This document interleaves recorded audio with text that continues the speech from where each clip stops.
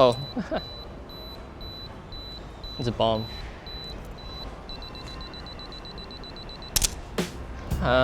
It's winter, kind of overcast, kind of cloudy. And then we have a model here today. So then we're going to use some color to start with. And this is by one of my favorite brands. It's Agva. Agva Vista. It's a German company. They closed down years ago, and I've been stockpiling their film, but they still make Vista new. So here we go.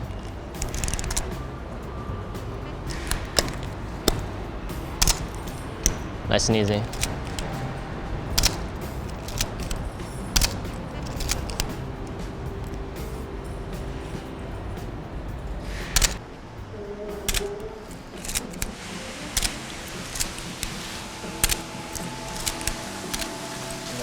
One more. So, I'm not sure if this is like a brand new film, which is very rare. JCH is actually, Warren met him here just like last month. Bellamy Hunt, he lives in Japan. He's a Japan camera hunter. And then, so he's kind of brought back some film, very high contrast black and white film for us to use. And Warren picked up a roll for me last time. So here we go, let's try it out. Back in the 70s, the camera market was a lot more open than it was now. Nikon was king, but Canon, Pentax, and Minolta were also vying for an equal share of the market. And the Canon AE-1, which was introduced in 1976, changed all of that. This was one of the most popular cameras ever made, and over 1 million units back then were sold. And then that catapulted Canon right to the top and served as a blueprint for their future successes. So we're going to take a look today to see why this is one of the most popular cameras of all time and why you should still get one today. Okay. I'm feeling really short. Okay, this is so anyways, we're here today with Winky, and then she's going to be the perfect model for the AE-1.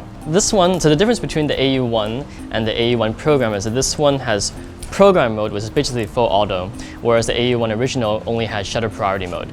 So then this one allows everyone to shoot just, back then, it sounds kind of ridiculous because it would take full auto for granted, and it's kind of like a gross thing. Well, it is a gross thing, don't shoot all full auto.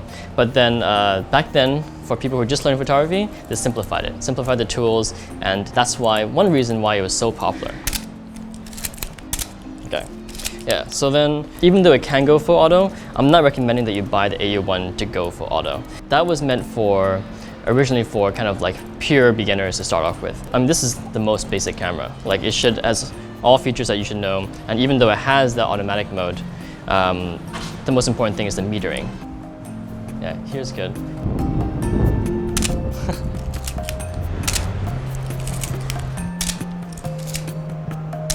Okay.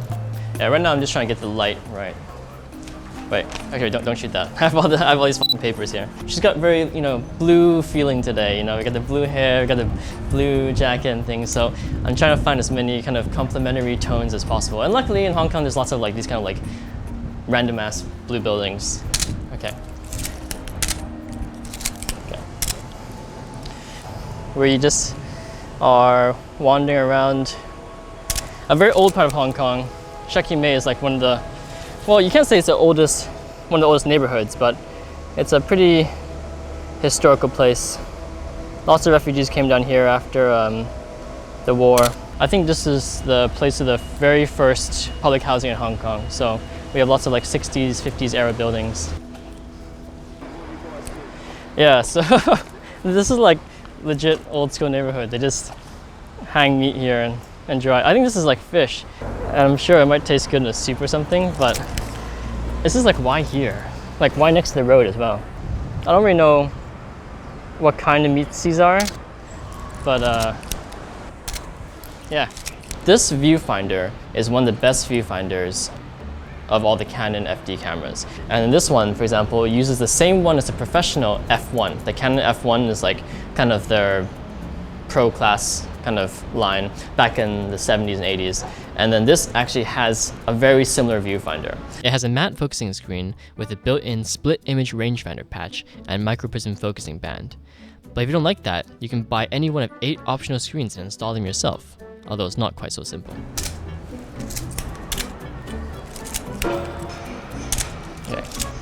Okay, that's good. right, there we go. So next up, old classic Ilford 100. I think I always use this.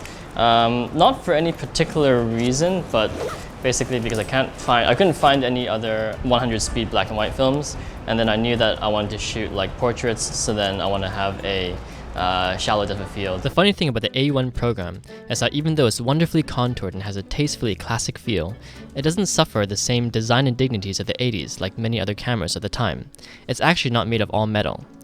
Canon need to save costs in order to keep the price down and used a lot of plastic covered by chrome. Still, their technique worked.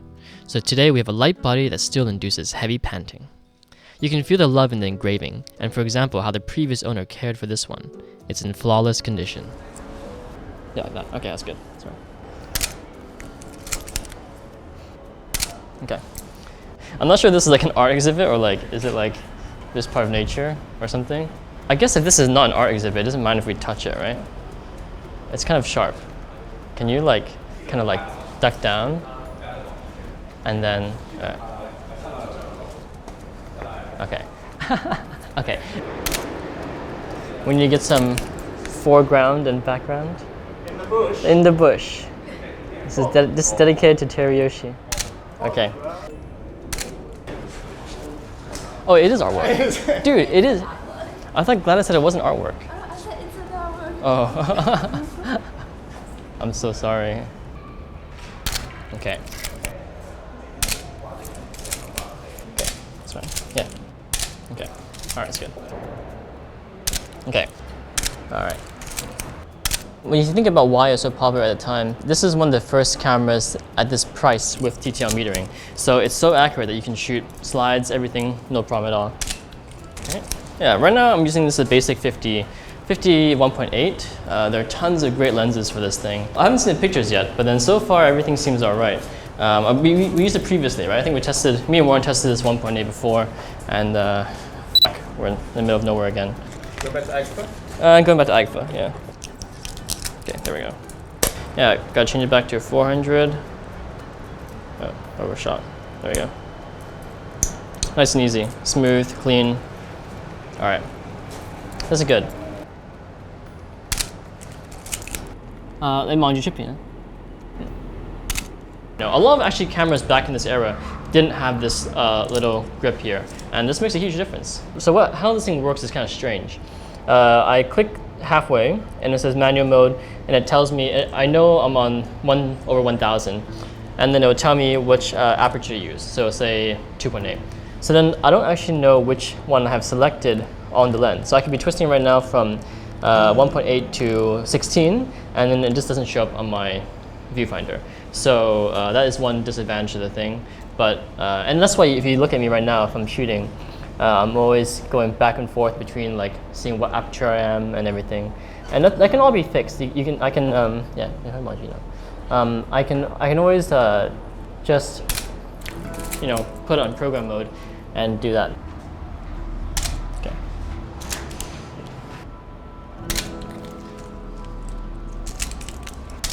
Okay. So right now I'm going to be using auto aperture and program mode just for full auto. It's really easy. So if you're on the go traveling, you just put it down, push it to A, and then there's a program mode here. Very simple. And then the dials in here are really tight and nicely constructed, so they don't really push off too often. They won't move as much as a lot of other cameras. Okay. Yeah. So right now it's selecting f8 for me, which that's not what I want, right? So I'm gonna actually remove it and go back to bring it back to 1.8 or something. It doesn't obviously it's full auto, so it doesn't plan what aperture you want. So like I said, it can do it, but full manual is the way to go. The best I can do is f4, so then we're gonna shoot f4 instead of f8.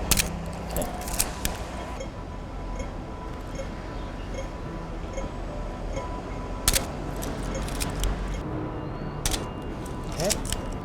Okay. Okay. Yeah. Oh yeah, this is amazing. This is cool.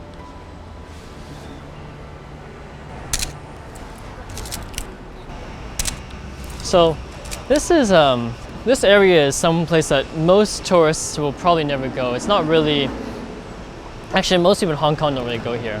It's kind of like a not very well advertised fact that it's the poorest district in Hong Kong. So if someone wants to come to Hong Kong and film, like, you know, traditional side, you're always going to see like Tsim Sha Tsui Central, and you're going to think those are, that's a bit of how Hong Kong is. But actually most of Hong Kong, I think like 50% of people in Hong Kong live in public housing. It's generally like this. It's a city with a really big wealth divide.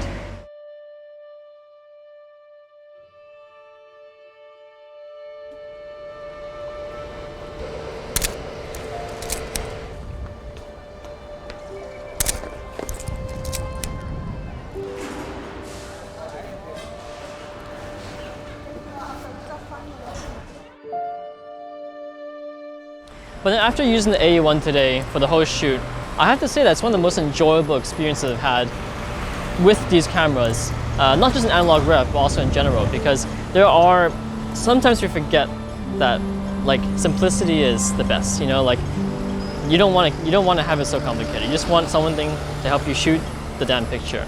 So then between this and the model or the subject or whatever, it's clear set of controls. I do have some gripes. The fact that I can't see what kind of selection I have does make a big difference to me. And then I think, for example, the F3, you can see the aperture. So I mean, it's a better camera, the F3. But then, you know, you're on that budget. This is not bad, not bad. The fact that it was so popular means that it's incredibly easy to find one today, and even better, to find one in perfect condition. I found hundreds on eBay and got this one for $110, including the 51.8. You'll be able to find it almost anywhere around this price. JCH Street Pan was just as contrasty as promised, and really would do well to highlight gritty details. In this case, however, we prefer Delta for its more natural gradations, though it also is definitely a high contrast film. I did appreciate JCH 400 though, and ended up buying a few rolls for the right mood later on. But it's not an all-rounder kind of film.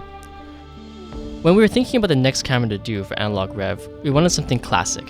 We thought about the Pentax K1000, which is a mainstay of photography classes and teachers in particular. But the Canon AE-1 program was the everyman's camera. And even today, it still can be, and still should be, the everyman's camera. Every time I try a new digital camera and it has more and more FPS and tracking, I just think, man, this is more of a computer than a camera. But not this. Not the AE-1.